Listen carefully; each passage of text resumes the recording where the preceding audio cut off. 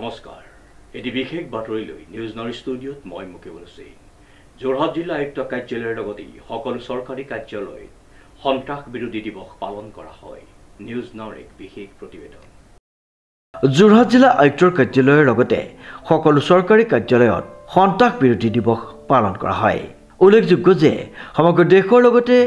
যোৰহাট জিলাতো জিলা আয়ুক্তৰ কাৰ্যালয়ৰ চৌহদত সন্ত্ৰাসবাদ বিৰোধী দিৱস পালন কৰা হয় দেশৰ প্ৰাক্তন প্ৰধানমন্ত্ৰী ৰাজীৱ গান্ধীৰ মৃত্যুৰ তাৰিখৰ লগত সংগতি ৰাখি চৰকাৰীভাৱে পালন কৰা এই দিৱস উপলক্ষে জিলা প্ৰশাসনৰ সকলো বিষয়া কৰ্মচাৰীয়ে সন্ত্ৰাসবাদ তথা সকলো ধৰণৰ হিংসাৰ বিৰুদ্ধে যুঁজাৰ সংকল্প গ্ৰহণ কৰে উক্ত অনুষ্ঠানত অতিৰিক্ত জিলা আয়ুক্ত জিলা প্ৰশাসনৰ সকলো বিষয়া কৰ্মচাৰীসকলক সন্ত্ৰাস হিংসা আৰু বিভেদকামী শক্তি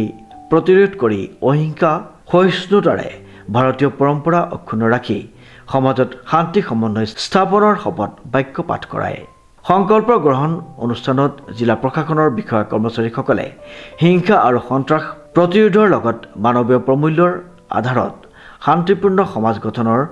সৰ্বদা সেৱা আগবঢ়াই যোৱাৰ অংগীকাৰ লয় সভাত জিলা উন্নয়ন আয়ুক্ত অতিৰিক্ত জিলা আয়ুক্তসকল সহকাৰী আয়ুক্ত